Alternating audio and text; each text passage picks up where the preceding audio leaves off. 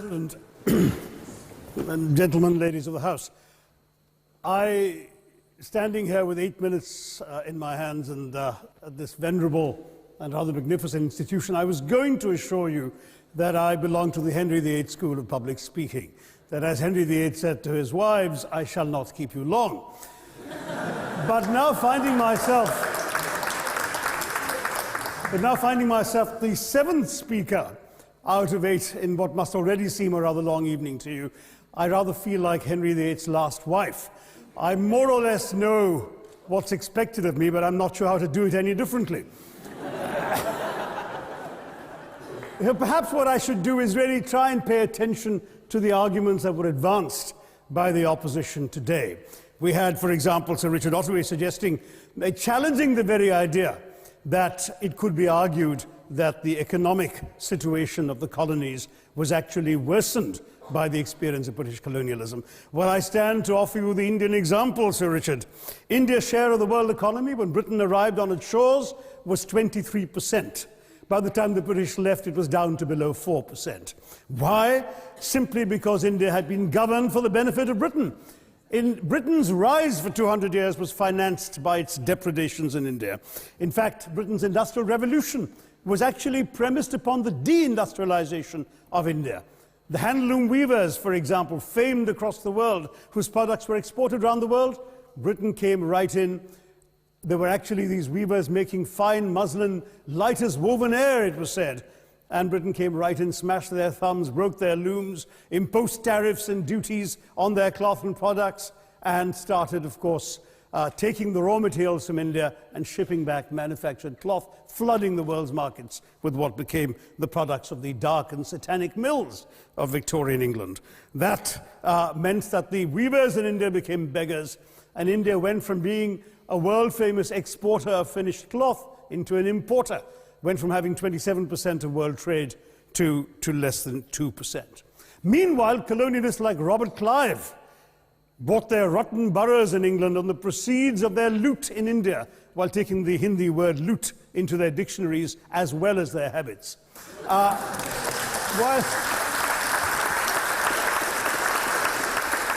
And the British had the gall to call him Clive of India, as if he belonged to the country, when all he really did was to ensure that much of the country belonged to him. By the end of the 19th century, the fact is that India was already Britain's biggest cash cow, the world's biggest purchaser of British goods and exports, and the source of highly paid employment for British civil servants. We literally paid for our own oppression.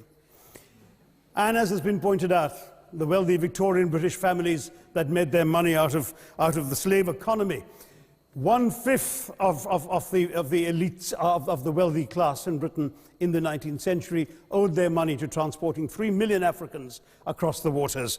And in fact, in 1833, when slavery was abolished, what happened was that a compensation of £20 million was paid, not as reparations to those who had lost their lives or who had suffered or been oppressed by slavery, but to those who had lost their property.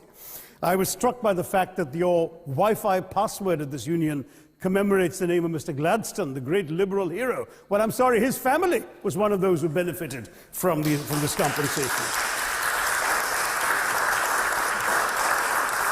Staying with India, between 15 and 29 million Indians died of starvation in British-induced famines. The most famous example, of course, was the Great Bengal Famine during the Second World War, when 4 million people died because Winston Churchill, deliberately as a matter of written minuted policy, proceeded to divert essential supplies from civilians in Bengal to sturdy Tommies and Europeans as reserve stockpiles. He said that the starvation of anyway underfed Bengalis mattered much less than that of sturdy Greeks. This is Churchill's actual quote. And when conscience-stricken British officials wrote to him, pointing out that people were dying because of this decision, he peevishly wrote in the margins of the file, "Why hasn't Gandhi died yet?"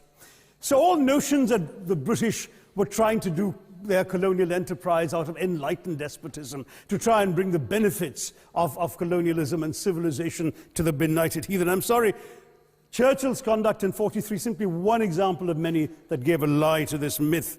As others have said on the proposition, violence and racism were the reality of the colonial experience. And no wonder that the sun never set on the British Empire, because even God couldn't trust the English in the dark. Let me take World War I as a very concrete example, since the first speaker, Mr. Lee, suggested these things couldn't be quantified. Well, let me quantify World War I for you. Again, I'm sorry, from an Indian perspective, others have spoken of other countries. 1/6 of all the British forces that fought in the war were Indian. 54,000 Indians actually lost their lives in that war. 65,000 were wounded. Another 4,000 remained missing or in prison. Indian taxpayers had to cough up £100 million in that time's money. India supplied 70 million rounds of ammunition, 600,000 rifles and machine guns, 42 million garments were stitched and sent out of India, and 1.3 million Indian personnel served in this war. I know all this because, of course, the commemoration of the centenary has just taken place. But not just that, India had to supply 173,000 animals, 370 million tons of supplies, and in the end, the total value of everything that was taken out of India. India, by the way, suffering from recession at that time and poverty and hunger, was, in today's money, £8 billion. You want quantification? It's available.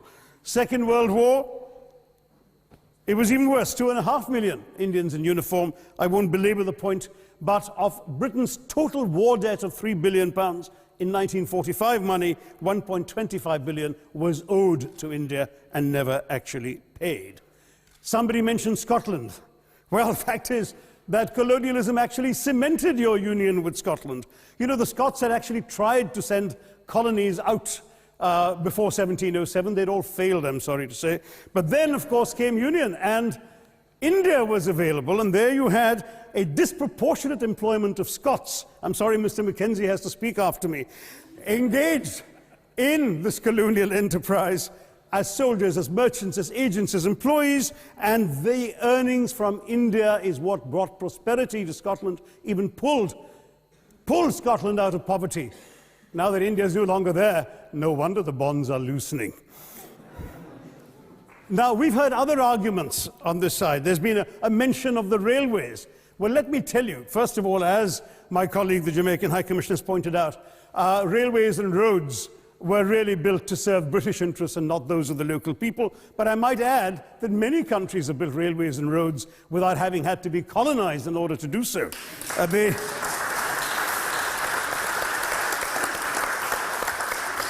They were designed to carry raw materials from the hinterland into the ports to be shipped to Britain. And the fact is that the Indian or Jamaican or other colonial public, their needs were incidental.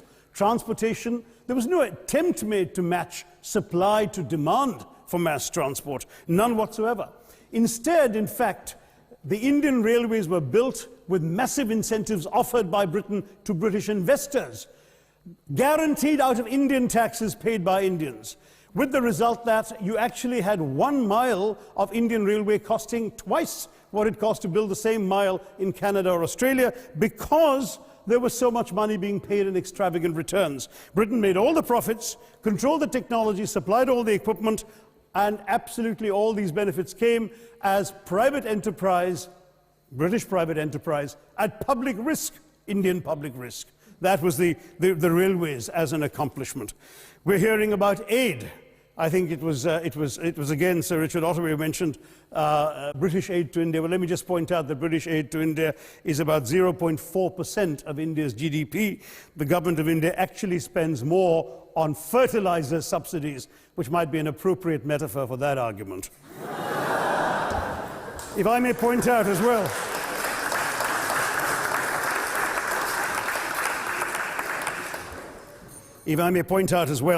that as my fellow speakers from the proposition have pointed out, there have been incidents of racial violence, of loot, of massacres, of bloodshed, of transportation, in India's case, even of one of our last Mughal emperor. Yes, maybe today's Britons are not responsible for some of these depredations, but the same speakers have pointed with pride to their foreign aid. You're not responsible for the people starving in Somalia, but you give them aid. Surely the principle of reparations for the wrongs that have been done cannot be denied. It's been pointed out, for example, the dehumanization of Africans in the Caribbean, the massive psychological damage that has been done, the undermining of social traditions, of property rights, of the authority structures of these societies, all in the interests of British colonialism. And the fact remains that many of today's problems in these countries, including the persistence, in some cases the creation of racial and ethnic and religious tensions, were the direct result of the colonial experience. So there is a moral debt that needs to be paid. Someone challenged reparations elsewhere. Well, I'm sorry, Germany doesn't just give reparations to Israel. It also gave reparations to Poland. Perhaps some of the speakers here are too young to remember the dramatic picture of Chancellor Willy Brandt on his knees in the Warsaw Ghetto in 1970. And there are other examples. There is Italy's reparations to Libya. There's Japan's to Korea. Even Britain has paid reparations to the New Zealand Maoris. So it's not as if this is something unprecedented or unheard of that's going to somehow open some sort of nasty Pandora's box. No wonder Professor Lewis reminded us that he's from Texas. There's a wonderful expression in Texas that summarizes the arguments of the opposition: all hat and no cattle. Now, if I can just quickly look through the other notes I was scribbling while they were speaking. There was reference to democracy and rule of law. Let me say with the greatest possible respect, it's a bit rich to oppress, enslave, kill, torture, maim people for 200 years and then celebrate the fact that they're democratic at the end of it.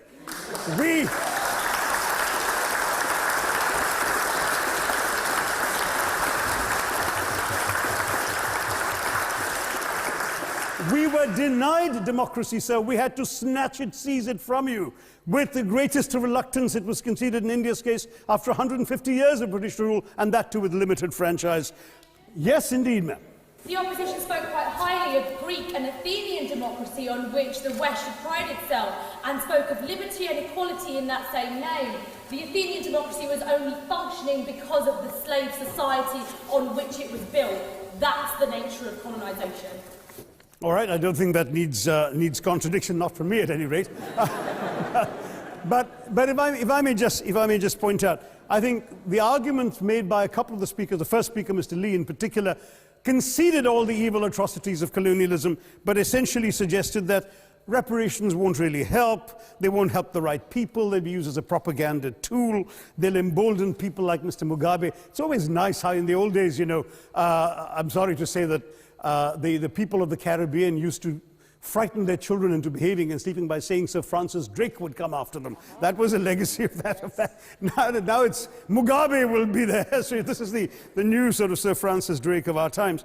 The fact is very simply, sir, that we are not talking about reparations as a tool to empower anybody. They're a tool for you to atone for the wrongs that have been done. And I am quite prepared to accept the proposition that you can't evaluate, put a monetary sum on the kinds of horrors people have suffered. Certainly no amount of money can expiate the loss of a loved one, as somebody pointed out there. You're not going to be able to figure out an exact amount. But the principle is what matters. The fact is that to speak blithely of sacrifices on both sides, as an analogy was used here, a burglar comes into your house, ransacks the place, stubs his toe, and you say, well, there was a sacrifice on both sides. That, I'm sorry to say, is not an acceptable argument. The truth is that we are not arguing specifically that vast sums of money need to be paid.